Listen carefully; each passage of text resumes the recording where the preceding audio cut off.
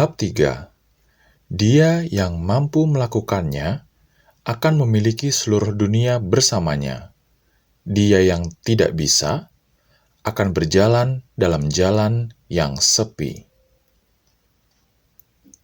Saya sering memancing di Maine saat musim panas. Secara pribadi, saya sangat suka arbay dan krem. Tapi, saya mendapatkan bahwa untuk beberapa alasan aneh, ikan ternyata lebih suka cacing. Maka, tatkala saya pergi memancing, saya tidak memikirkan apa yang saya inginkan. Saya tidak memasang umpan di kail dengan arbay dan krem.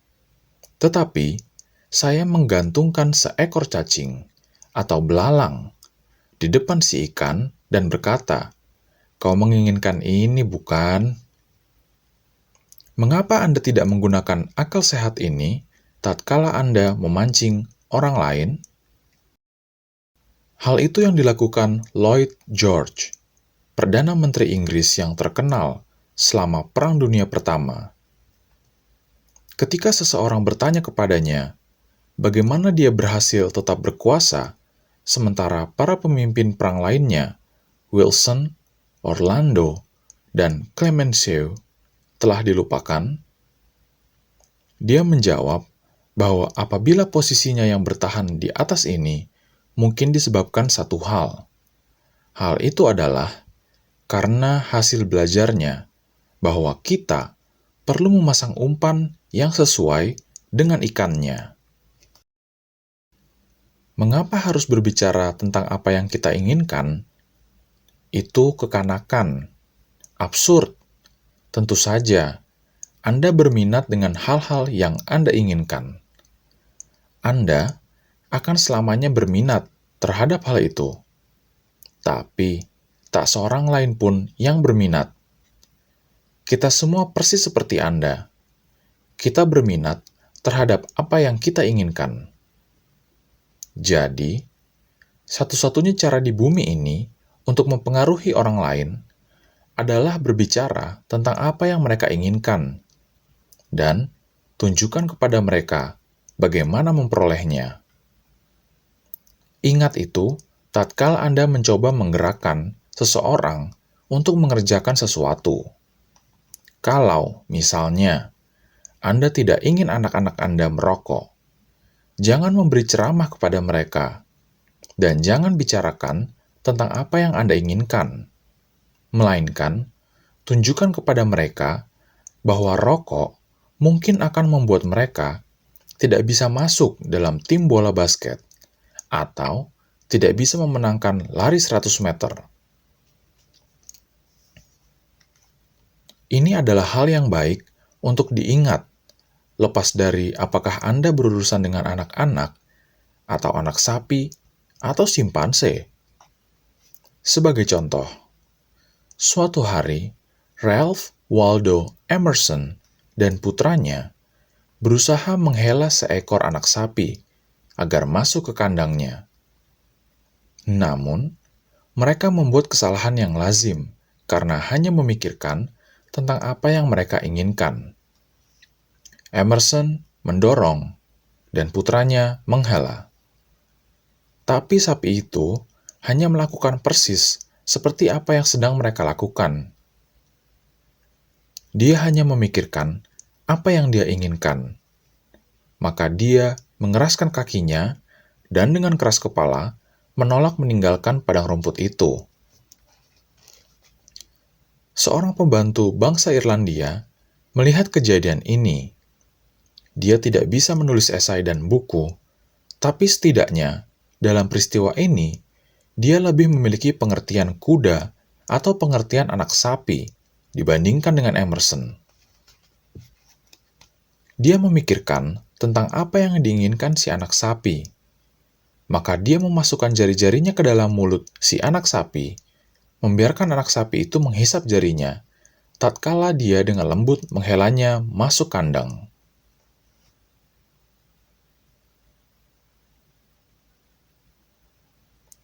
Setiap tindakan yang pernah Anda lakukan sejak hari kelahiran Anda dilakukan karena Anda menginginkan sesuatu. Bagaimana halnya pada saat Anda memberi sumbangan besar pada palang merah? Ya, tidak ada pengecualian dengan aturan itu. Anda memberi donasi pada palang merah karena Anda ingin menolong. Anda ingin melakukan tindakan baik yang tidak memikirkan diri sendiri dan mulia.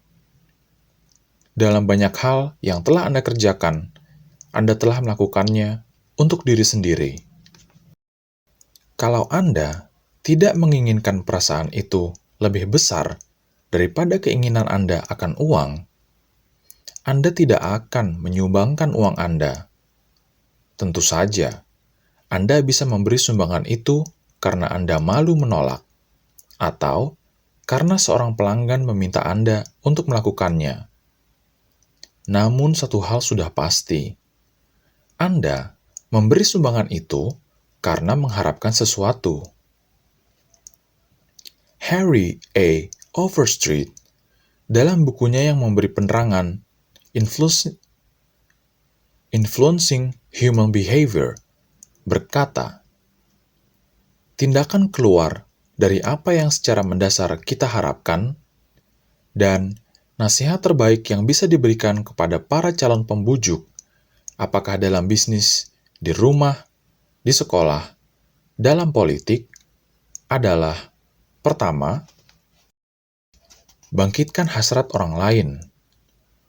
Dia yang bisa melakukan hal ini memiliki seluruh dunia bersamanya. Dia yang tidak bisa akan berjalan di jalan yang sepi. Andrew Carnegie, seorang anak Skotlandia yang sangat miskin, yang mulai bekerja dengan upah 2 sen per jam, dan akhirnya menyumbangkan $365 juta, belajar lebih dini tentang kehidupan bahwa satu-satunya cara untuk mempengaruhi orang lain adalah berbicara tentang apa yang mereka inginkan. Dia bersekolah hanya 4 tahun, namun dia sudah belajar bagaimana menangani orang lain. Untuk menjelaskannya, ipar perempuannya sangat mengkhawatirkan 2 anak lelakinya. Mereka berada di Yale, dan mereka sangat sibuk dengan urusan mereka sendiri, sehingga mereka tidak peduli untuk menulis surat ke rumah dan tidak menaruh perhatian apapun pada apa yang ditulis ibunya. Kemudian Carnegie bertaruh $100 bahwa dia bisa mendapatkan balasan surat dari mereka, bahkan tanpa memintanya. Seseorang menyambut taruhannya. Jadi, dia menulis surat kepada kedua keponakannya ini yang gayanya seperti mengobrol, menyebutkan dengan santai bahwa dia mengirimkan masing-masing uang $5. Namun, dia sengaja tidak memasukkan uang itu.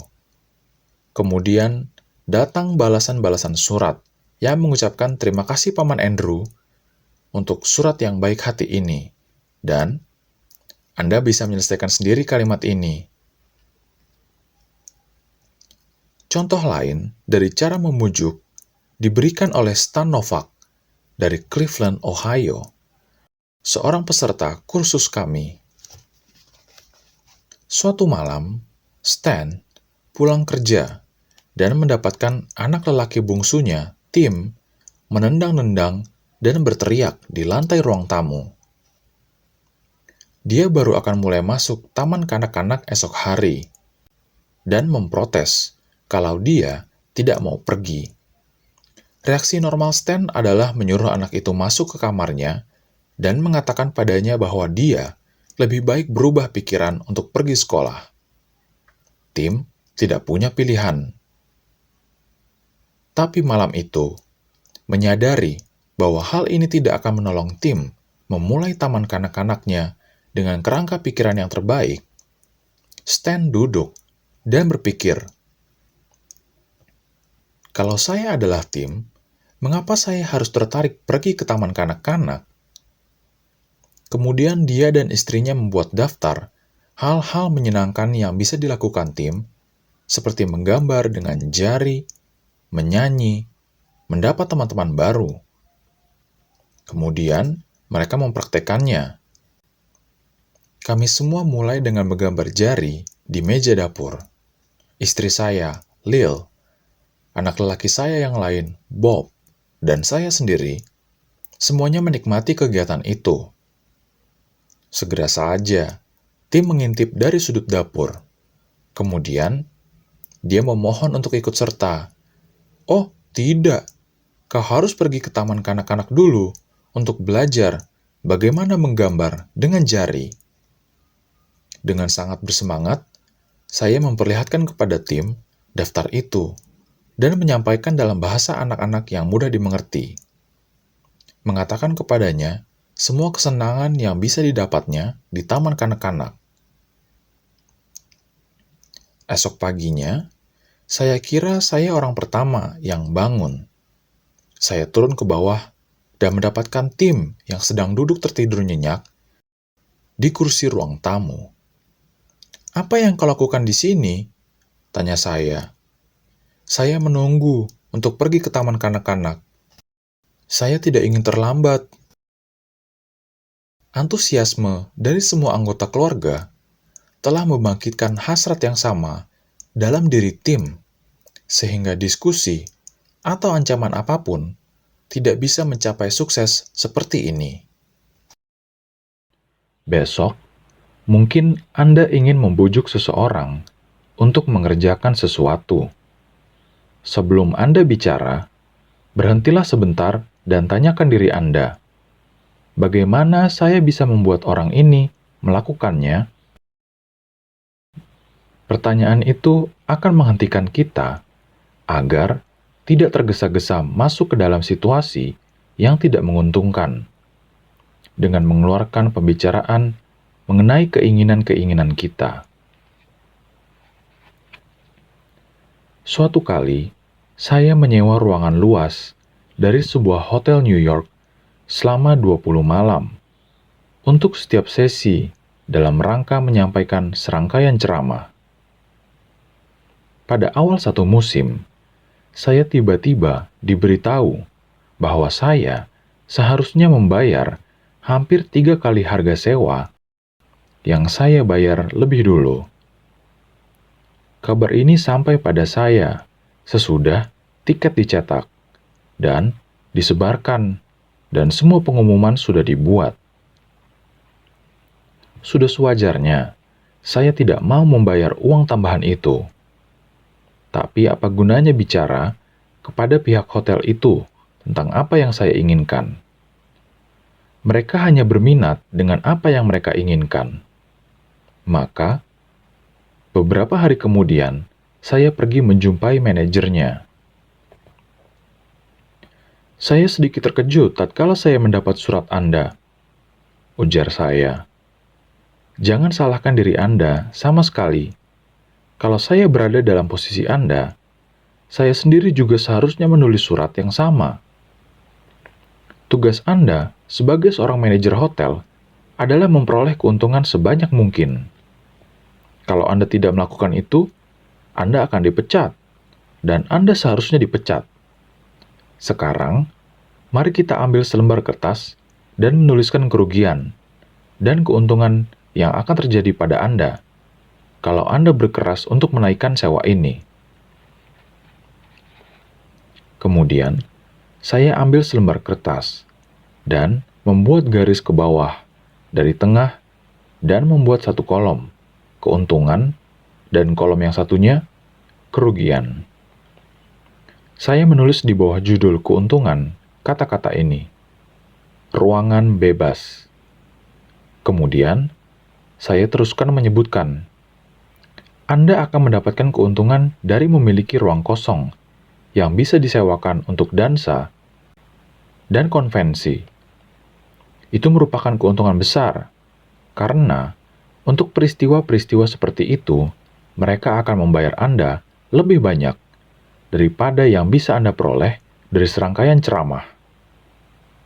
Saya mengikat ruangan Anda selama 20 malam pada saat ceramah berlangsung. ini sudah pasti berarti kerugian bisnis yang lumayan bagi Anda. Sekarang, mari kita pertimbangkan kerugiannya. Pertama, bukannya Anda menaikkan pemasukan dari saya, Anda malah menurunkannya. Sebenarnya, Anda akan menghapuskannya karena saya tidak bisa membayar uang sewa yang Anda minta. Saya akan terpaksa mengadakan ceramah-ceramah ini di tempat lainnya. Ada kerugian lain bagi Anda juga. Ceramah-ceramah ini menarik perhatian khalayak yang berpendidikan dan berbudaya ke hotel Anda. Itu adalah iklan bagus untuk Anda, bukankah begitu? Sebenarnya, kalau Anda menghabiskan $5.000 untuk biaya iklan di koran, Anda tidak bisa membawa masuk banyak orang yang akan melihat hotel Anda sebanyak yang akan saya bawa karena ceramah-ceramah ini. Hal itu cukup bernilai untuk sebuah hotel, bukankah begitu? Tatkala saya berbicara, saya menulis dua kerugian ini di bawah judul yang tepat, dan menyerahkan lembaran kertas itu kepada si manajer sambil berkata, "Saya harap Anda akan mempertimbangkan dengan saksama keduanya, baik kerugian maupun keuntungan yang akan Anda peroleh.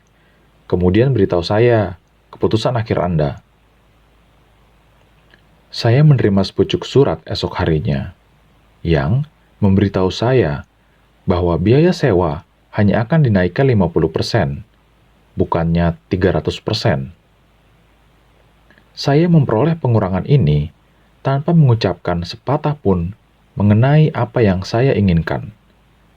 Saya bicara terus-menerus tentang apa yang diinginkan orang lain, dan bagaimana dia bisa mendapatkannya.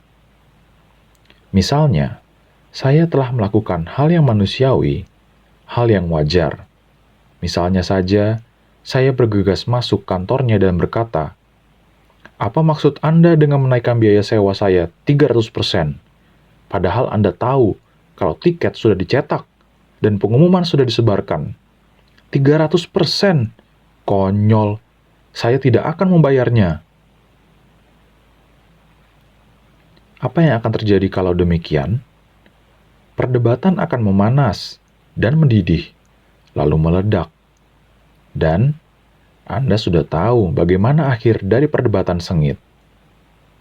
Bahkan, bila saya sudah meyakinkannya bahwa dia berbuat salah, rasa angkuhnya akan membuat posisinya menjadi sulit untuk mundur dan mengalah. Berikut ini adalah salah satu saran terbaik yang pernah diberikan mengenai seni berhubungan dengan manusia. Kalau pernah ada rahasia mengenai sukses, ujar Henry Ford, itu adalah kemampuan untuk melihat segala sesuatunya dari sudut pandang orang lain, dan juga dari sudut pandang Anda sendiri. Nasihat itu sangat baik, sehingga saya ingin mengulangnya. Kalau pernah ada rahasia tentang sukses, itu adalah kemampuan untuk melihat segala sesuatunya dari sudut pandang orang lain, dan juga dari sudut pandang Anda. Itu sungguh sederhana, begitu jelas, bahwa siapapun seharusnya melihat kebenarannya selintas. Namun, 90% dari manusia di bumi ini mengabaikannya 90% dari waktunya. Sebuah contoh, lihat surat-surat di atas meja Anda besok pagi. Dan Anda akan mendapatkan bahwa sebagian besar dari surat itu tidak mengindahkan hal masuk akal yang penting ini. Coba lihat yang satu ini. Sepucuk surat yang ditulis oleh kepala departemen radio dari sebuah agen periklanan dengan beberapa kantor yang tersebar di seluruh benua. Surat ini dikirim kepada para manajer stasiun radio lokal di seluruh negeri. Saya menuliskan dalam tanda kurung reaksi-reaksi saya untuk setiap paragraf. Bapak John Blank, Blankville, Indiana. Yang terhormat Tuan Blank, perusahaan titik-titik-titik ingin mempertahankan posisinya dalam kepemimpinan agen periklanan dalam bidang radio. Siapa peduli tentang keinginan perusahaan Anda? Saya mengkhawatirkan masalah-masalah saya sendiri. Bank akan mencabut hak hipotek rumah saya. Hama merusakkan tanaman, harga saham jatuh lagi kemarin. Saya tidak diundang ke pesta dansa John tadi malam. Dokter memberitahu kalau saya mendapat tekanan darah tinggi dan neuritis. Juga berketombe. Kemudian apa yang terjadi? Saya datang ke kantor pagi ini dengan rasa khawatir, membuka surat saya, dan ini lagi gangguan dari New York yang berkoar-koar tentang apa yang diinginkan perusahaannya. Bah!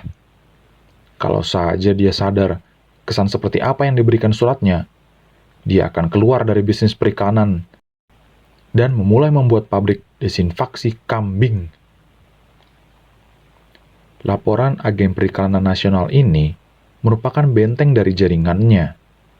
Izin-izin kami yang berikutnya untuk waktu stasiun telah menempatkan kami di posisi atas dari beberapa agen dari tahun ke tahun. Anda besar, kaya, dan berada di puncak, benar. Jadi kenapa? Saya tidak akan peduli apakah Anda sebesar General Motors dan General Electric dan staf jenderal dari ketentaraan Amerika, semuanya digabungkan. Kalau saja Anda mempunyai setengah saja kecerdikan dari burung bulbul, Anda akan menyadari bahwa saya hanya tertarik tentang berapa besar saya sendiri, bukan berapa besar Anda. Semua pembicaraan tentang sukses Anda yang luar biasa itu membuat saya merasa kecil dan tidak penting. Kami ingin memberi pelayanan laporan kami dengan informasi terakhir stasiun radio kami. Anda menginginkan, Anda ingin, Anda benar-benar seekor keledai. Saya tidak tertarik dengan apa yang Anda inginkan atau apa yang diinginkan Presiden Amerika. Biar saya sampaikan pada Anda. Saat ini, saya hanya berminat pada apa yang saya inginkan. Dan Anda tidak pernah mengatakan sepatah pun tentang hal itu dalam surat Anda yang konyol ini.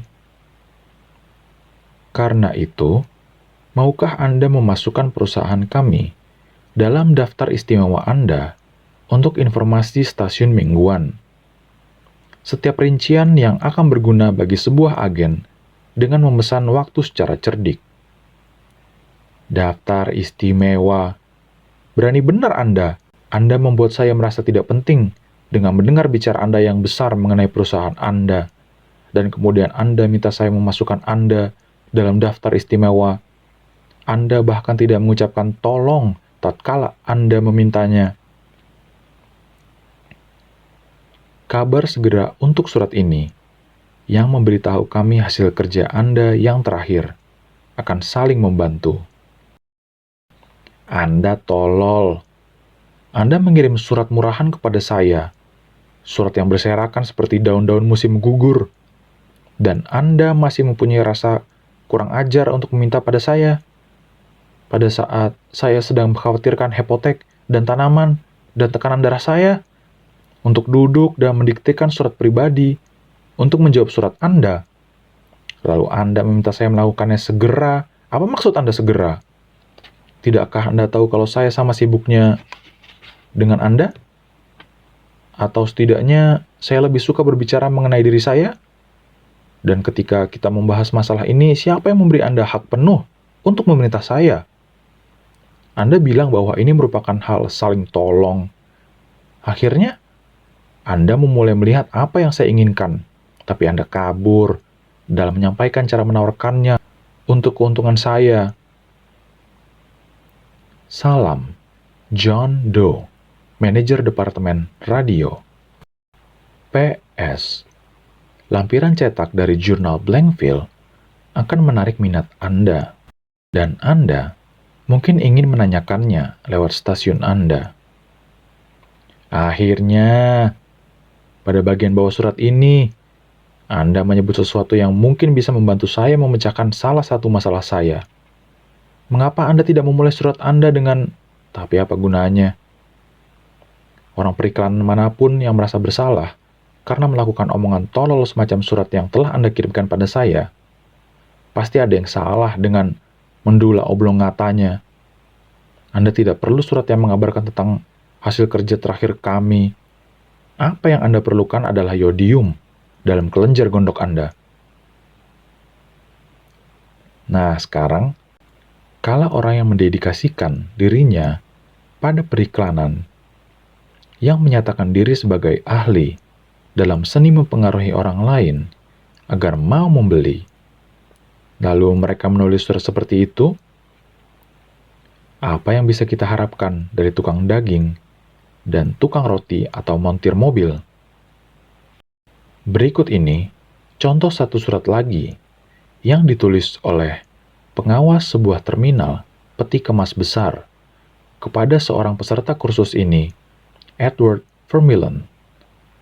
Pengaruh apa yang diperoleh surat ini terhadap orang yang dituju? Bacalah, nanti akan saya sampaikan kepada Anda.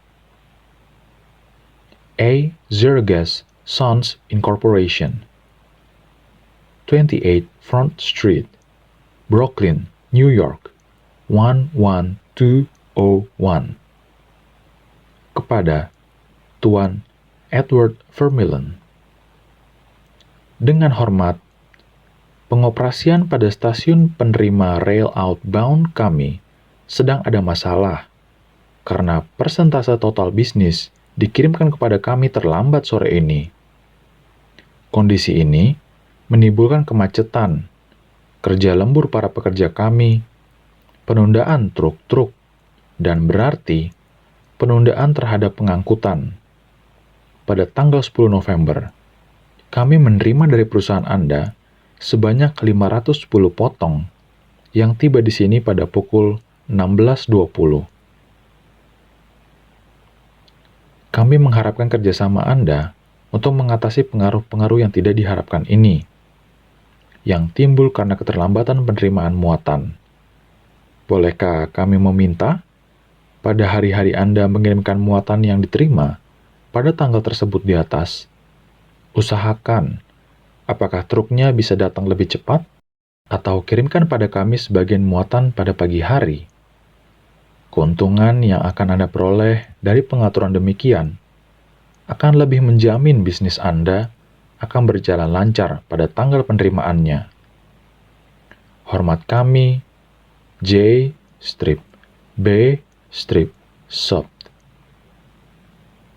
Setelah membaca surat ini, Tuan Vermeulen, manajer penjualan untuk A. Zergas Sons Incorporation, memberikannya kepada saya dengan komentar berikut ini. Surat ini mempunyai pengaruh yang berlawanan dengan apa yang dimaksudkan. Surat ini dimulai dengan menjelaskan kesulitan terminal, yang terus terang, kami tidak berminat mendengarnya. Kemudian, mereka minta kerjasama kami tanpa berpikir apakah hal itu memudahkan kami. Dan akhirnya, pada paragraf terakhir, faktanya disebutkan bahwa bila kami mau bekerja sama, itu akan berarti kelancaran keberangkatan truk-truk kami, dengan jaminan bahwa muatan kami akan sampai pada tanggal penerimaannya. Dengan kata lain, hal yang paling menarik minat kami disinggung pada bagian akhir, dan keseluruhan efeknya membangkitkan semangat menentang, bukannya kerjasama. Coba kita lihat, apakah kita bisa menulis kembali dan memperbaiki surat ini?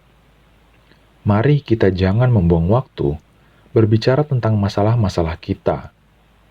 Seperti yang disarankan Henry Ford, mari kita ambil sudut pandang orang lain dan lihat segala sesuatunya dari sudut pandangnya. Demikian juga dari sudut pandang kita.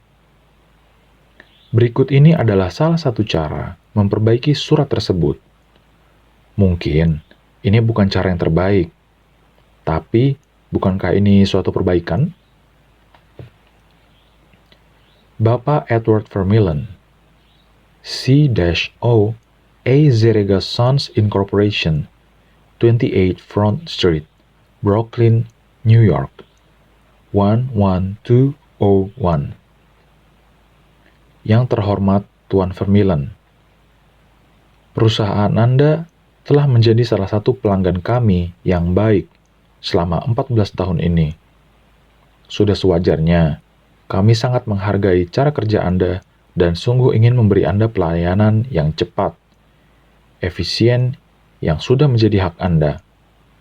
Namun, kami menyesal untuk menyampaikan bahwa kami tidak mungkin melakukan hal itu apabila truk-truk Anda datang terlambat pada sore hari, seperti yang mereka lakukan pada tanggal 10 November. Mengapa? Karena banyak pelanggan lainnya membuat pengiriman terlambat juga.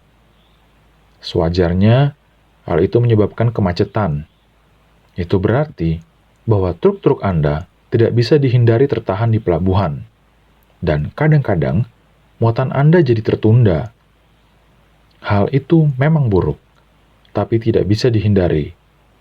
Kalau Anda bisa mengusahakan pengiriman di pelabuhan pada pagi hari, truk-truk Anda akan bisa bergerak terus. Muatan Anda akan segera diperhatikan, dan para pekerja kami bisa pulang lebih cepat pada malam hari untuk menikmati santap malam makaroni dan mie yang dihasilkan pabrik Anda. Tanpa menghiraukan kapan pengiriman Anda tiba, kami dengan senang hati berusaha semampu kami melayani Anda dengan segera. Anda sibuk, jangan bersusah-susah menjawab surat ini. Hormat saya, J-B-Sub. Barbara Anderson, yang bekerja di sebuah bank di New York, ingin pindah ke Phoenix, Arizona, karena masalah kesehatan anak lelakinya. Dengan menggunakan prinsip-prinsip yang sudah dipelajarinya dari kursus, dia menulis surat berikut ini kepada 12 bank di Phoenix. Dengan hormat, pengalaman saya selama 10 tahun bekerja di bank seharusnya menarik minat bank Anda yang berkembang pesat. Dalam berbagai kapasitas operasi perbankan dengan Banker Trust Company di New York, yaitu sehubungan dengan tugas saya saat ini sebagai manajer cabang. Saya telah memperoleh keahlian untuk semua fase perbankan, termasuk hubungan depositor, kredit, pinjaman, dan administrasi. Saya akan dipindahkan ke Phoenix pada bulan Mei, dan saya yakin saya bisa memberi sumbangan untuk perkembangan dan keuntungan Anda. Saya akan berada di Phoenix tanggal 3 April, dan sangat menghargai kesempatan yang Anda berikan agar dapat memperlihatkan kepada Anda bagaimana saya bisa membantu bank Anda memenuhi tujuan-tujuannya. Salam, Barbara L. Anderson. Menurut Anda, apakah Nyonya Anderson mendapat respons dari surat itu? 11 dari 12 bank tadi mengundangnya datang untuk wawancara, dan dia mempunyai pilihan bank yang bisa diterimanya. Mengapa? Nyonya Anderson tidak mengatakan apa yang dia inginkan, melainkan menulis dalam suratnya bagaimana dia bisa menolong mereka. Dia memusatkan pada keinginan mereka, bukan keinginannya. Ribuan penjual memenuhi jalan-jalan saat ini. Mereka lelah, putus asa, dan dibayar murah. Mengapa? Karena mereka hanya selalu berpikir tentang apa yang mereka inginkan. Mereka tidak menyadari bahwa Anda dan saya tidak ingin membeli apapun. Kalau kita ingin, kita akan pergi keluar dan membelinya. Namun, kita berdua sudah pasti berminat untuk memecahkan masalah-masalah kita. Dan kalau para penjual itu menunjukkan kepada kita bagaimana pelayanan mereka, atau barang mereka akan membantu kita memecahkan persoalan, mereka tidak akan perlu menjual kepada kita. Kita yang akan membeli. Dan para pelanggan akan senang memperoleh rasa bahwa mereka membeli, bukan dijual. Namun, banyak penjual menghabiskan waktu menjual tanpa melihat segalanya dari sudut pandang si pelanggan. Misalnya, selama bertahun-tahun, Saya tinggal di Forest Hills, masyarakat kecil dari perumahan pribadi di pusat New York. Suatu hari, tatkala saya bergegas menuju stasiun, saya kebetulan bertemu dengan seorang operator real estate yang telah membeli dan menjual properti dalam area itu selama bertahun-tahun. Dia tahu baik mengenai Forest Hills, maka saya segera menanyakan kepadanya apakah rumah plesteran saya dibangun dengan bilah metal atau ubin berongga. Dia bilang dia tidak tahu, dan dia menyampaikan apa yang sudah saya ketahui, bahwa saya bisa memperoleh informasi itu dengan menelepon Forest Hills Garden Association. Esok paginya, saya menerima surat darinya. Apakah dia memberi saya informasi yang saya inginkan? Sebenarnya dia bisa saja memberinya dalam waktu 60 detik melalui telepon.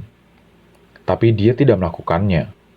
Dia menyampaikan kepada saya lagi bahwa saya bisa mendapatkannya dengan menelepon. Kemudian, dia malah minta menangani asuransi saya. Dia tidak berminat membantu saya. Dia hanya berminat untuk menolong dirinya sendiri.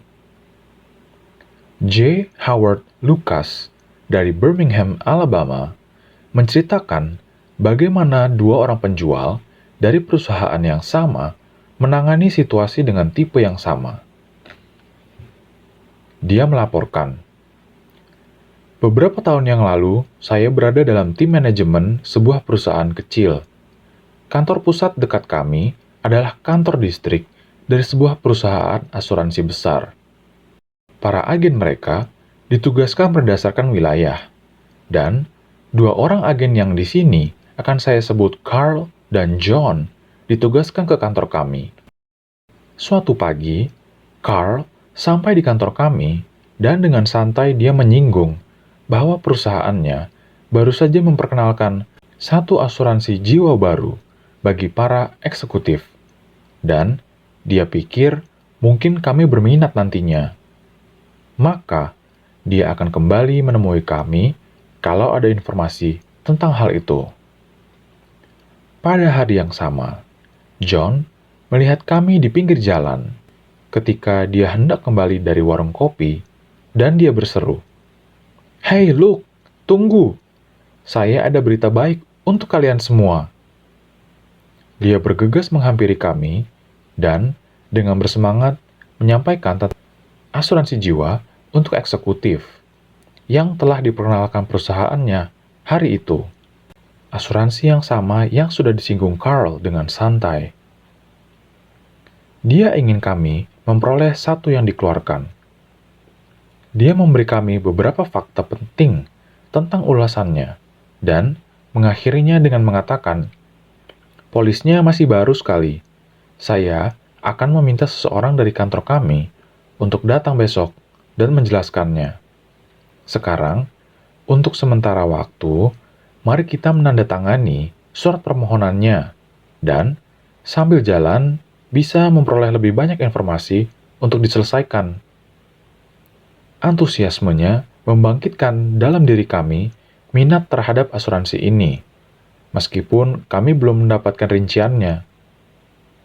Tatkala semuanya disiapkan untuk kami, penjelasan itu menguatkan tentang pengertian awal John akan polis itu.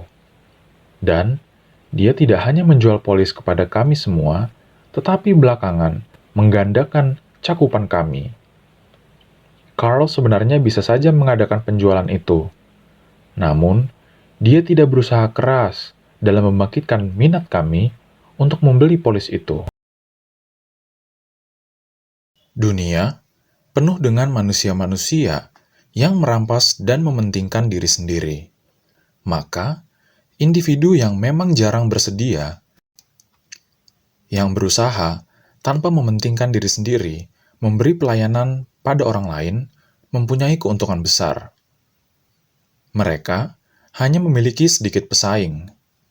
Owen D. Young, seorang ahli hukum terkenal, dan salah satu pemimpin besar dalam bisnis Amerika, pernah berkata, "Orang yang bisa meletakkan diri pada tempat orang lain yang bisa mengerti cara berpikir mereka, tidak perlu khawatir tentang masa depannya. Kalau setelah membaca buku ini, Anda hanya mendapat satu hal, yaitu kecenderungan yang meningkat untuk selalu berpikir dalam cara pandang orang lain dan melihat segala sesuatunya menurut sudut pandang mereka. Kalau Anda memperoleh hal satu itu dari buku ini dengan mudah bisa terbukti sebagai salah satu dasar pembentukan karir Anda. Melihat dari sudut pandang orang lain dan membangkitkan dalam dirinya rasa ingin memperoleh sesuatu tidak boleh dianggap sebagai memanipulasi orang itu, sehingga dia akan mengerjakan sesuatu yang hanya berguna untuk Anda dan menyebabkan kerugiannya. Masing-masing pihak memperoleh sesuatu dari negosiasi itu. Dalam surat kepada Tuan Vermeulen, keduanya, baik si pengirim maupun si penerima, memperoleh sesuatu dengan menerapkan apa yang disarankan. Keduanya, Bang dan Nyonya Anderson, memperoleh kemenangan dengan surat itu. Bang itu memperoleh pegawai yang berharga, dan Nyonya Anderson memperoleh pekerjaan yang sesuai. Dan dalam contoh penjualan asuransi John kepada Tuan Lucas, keduanya memperoleh sesuatu lewat transaksi ini. Contoh lain, di mana setiap orang bisa memperoleh sesuatu dengan menggunakan prinsip membangkitkan keinginan pada orang lain, diberikan oleh Michael E. Whedon dari Warwick, Rhode Island. Dia adalah seorang wiraniaga wilayah untuk perusahaan minyak Shell. Mike ingin menjadi wiraniaga nomor 1 di distriknya. Tapi, satu pompa bensin menghambatnya. Tempat itu dijalankan oleh seorang tua yang sulit didorong untuk membersihkan stasiunnya. Tempat itu dalam keadaan menyedihkan, sehingga penjualan menurun dengan pesat. Manajer ini tidak mau mendengar satupun dari permohonan Mike untuk memperbaiki stasiunnya. Setelah banyak peringatan dan pembicaraan dari hati ke hati, di mana semuanya tidak membawa hasil, Mike memutuskan untuk mengundang manajer itu mengunjungi pompa bensin Shell yang terbaru dalam wilayahnya. Si manajer sangat terkesan dengan fasilitas di stasiun baru itu, sehingga tatkala Mike mengunjunginya saat berikutnya, pompa bensinnya sudah dibersihkan dan telah mencatat kenaikan penjualan. Hal ini memungkinkan Mike mencapai peringkat nomor 1 dalam wilayahnya. Semua diskusi dan pembicaraannya tidak menolong. Namun, dengan membangkitkan keinginan dalam diri si manajer, dengan menunjukkan kepadanya pompa bensin yang modern, dia telah mencapai tujuannya. Dan keduanya, Mike dan si manajer, memperoleh keuntungan. Hampir semua orang menempuh sekolah akademinya dan belajar membaca, menguasai misteri kalkulus. Namun, mereka tidak pernah mengetahui bagaimana pikiran mereka sendiri berfungsi. Misalnya, saya pernah memberi ceramah tentang kemampuan berbicara efektif kepada para lulusan muda akademi yang hendak masuk kerja di Carrier Corporation, sebuah pabrik air conditioner besar. Salah satu dari peserta ceramah ingin membujuk mereka yang lain untuk bermain basket, mengisi waktu luang mereka, dan inilah kira-kira yang dia katakan. Saya ingin kalian keluar dan bermain basket. Saya suka main basket, tapi beberapa kali terakhir ini saya pergi ke gimnasium, ternyata tidak cukup orang untuk bisa mengadakan pertandingan. Saya harap kalian semua mau datang besok malam. Saya ingin bermain basket. Apakah dia menyinggung sedikit pun tentang apa yang Anda inginkan? Anda tidak ingin pergi ke gimnasium, di mana tak seorang pun lainnya ingin pergi ke sana. Bukankah begitu? Anda tidak peduli tentang apa yang diinginkannya. Bisakah dia menunjukkan kepada Anda bagaimana mendapatkan apa yang Anda inginkan dengan menggunakan gimnasium? Tentu saja. Anda dapat menjadi lebih bersemangat, lebih antusias, otak yang lebih jernih, kesenangan, pertandingan, bola basket. Untuk mengulang nasihat bijaksana Profesor First Street, pertama, bangkitkan keinginan dalam diri orang lain. Dia yang bisa melakukan hal ini memiliki seluruh dunia bersamanya. Dia yang tidak bisa akan berjalan di jalan yang sepi. Seorang peserta khusus pelatihan yang penulis adakan merasa cemas akan anak lelaki kecilnya. Anak itu berat badannya kurang dan menolak makan seperti yang seharusnya.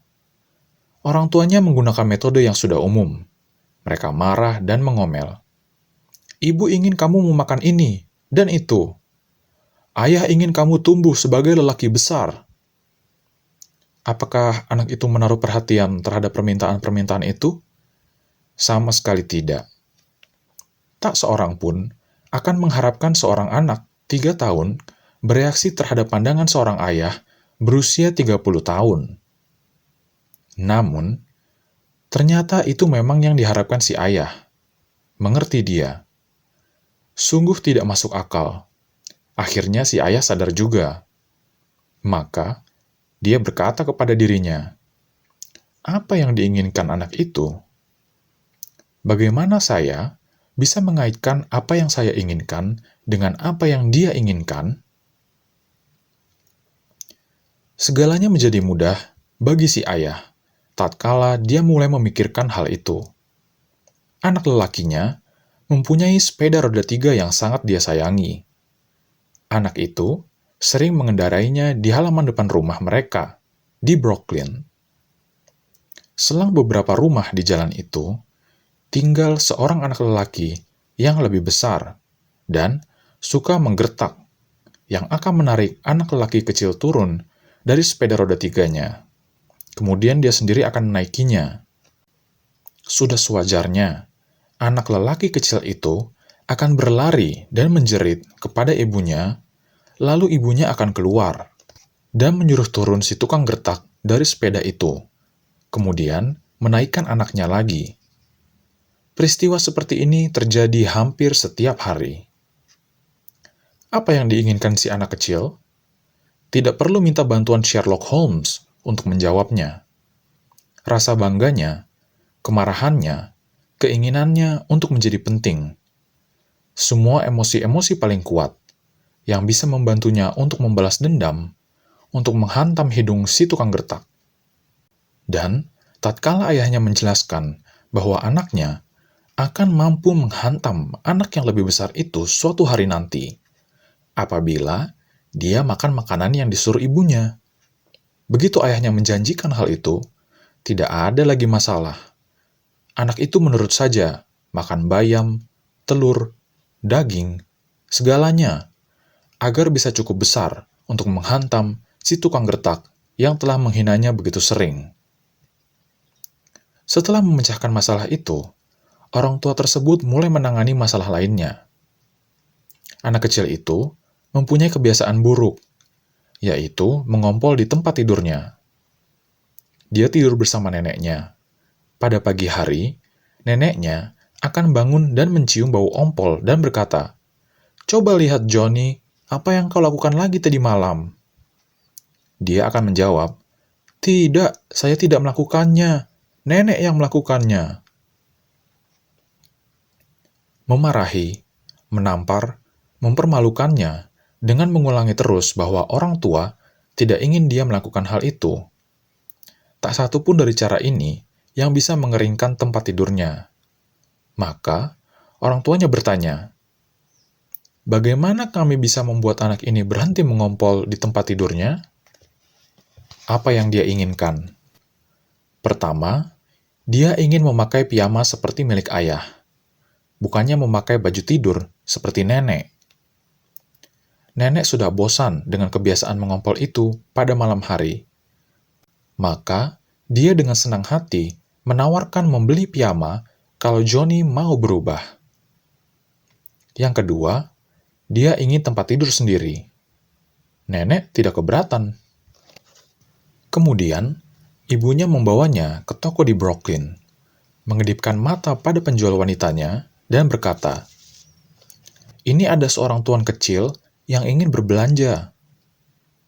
Pelayan wanita itu membuatnya merasa penting dengan mengatakan, "Anak muda, apa yang bisa saya bantu untuk Anda?" Johnny berjinjit sedikit dan berkata, "Saya ingin membeli tempat tidur untuk saya sendiri." Ketika dia diperlihatkan sebuah yang memang ingin dibeli ibunya, ibunya mengedipkan mata lagi kepada si pelayan wanita, dan anak itu terbujuk membelinya. Tempat tidur itu diantar esok harinya, dan malam itu, ketika ayah pulang, si anak kecil berlari menghampiri pintu dan berteriak, "Ayah, ayah, ayo naik ke atas dan lihat tempat tidur yang saya beli." Si ayah memandang tempat tidur itu, mematuhi saran Charles Schwab. Dia murah hati dalam penerimaannya dan royal dalam memberi penghargaan. "Kau tidak akan mengompol di tempat tidur ini, bukan?" tanya ayahnya. "Ah, tidak, tidak. Saya tidak akan mengompol di tempat tidur ini." Anak itu menepati janjinya, karena rasa bangganya ikut serta di sana. Itu adalah tempat tidurnya. Dia sendiri yang telah membelinya. Dan dia mengenakan piyama sekarang, seperti seorang pemuda. Dia ingin bertindak seperti seorang pria, dan memang dia melakukannya. Ayah lainnya, K.T. Dutchman, seorang insinyur telepon, seorang peserta kursus ini, tidak bisa membuat anak perempuannya yang berusia 3 tahun bersedia menyantap sarapannya. Metode-metode memarahi, meminta, yang seperti biasanya dilakukan, semuanya berakhir sia-sia. Maka, kedua orang tua ini bertanya kepada diri mereka sendiri, bagaimana kami bisa membuatnya mau melakukannya? Si gadis kecil suka sekali meniru ibunya, merasa besar dan dewasa. Maka, suatu pagi, mereka meletakkannya di atas sebuah kursi dan membiarkannya menyiapkan sendiri makanan paginya. Pada momen kejiwaan tersebut, si ayah pergi masuk ke dapur saat anak itu mengaduk buburnya dan berkata, "Oh, lihat ayah, saya yang membuat bubur pagi ini." Dia menyantap 2 piring bubur tanpa memprotes apapun. Karena dia sendiri tertarik dalam hal ini. Dia telah memperoleh rasa pentingnya. Dia mendapatkannya ketika membuat bubur sebagai satu usaha ekspresi diri. William Winter pernah berkata bahwa ekspresi diri adalah kebutuhan dominan dari sifat dasar manusia. Mengapa kita tidak bisa mengadaptasi psikologi yang sama ini untuk urusan bisnis kita? Pada saat kita memiliki ide cemerlang, bukannya membuat orang lain berpikir bahwa itu milik kita. Mengapa tidak membiarkan mereka sendiri yang memasak dan mengaduk ide itu? Mereka kemudian akan menganggapnya sebagai ide mereka. Mereka akan menyukainya dan mungkin memakan 2 mangkuk. Ingat, pertama, bangkitkan minat dalam diri orang lain. Dia yang bisa melakukan hal ini memiliki seluruh dunia bersamanya. Dia yang tidak bisa akan berjalan di jalan yang sepi. Prinsip 3. Bangkitkan minat dalam diri orang lain. Ringkasan. Teknik-teknik mendasar dalam menangani manusia. Prinsip 1. Jangan mengkritik, mencerca, atau mengeluh. Prinsip 2. Berikan penghargaan yang jujur dan tulus. Prinsip 3. Bangkitkan minat pada diri orang lain.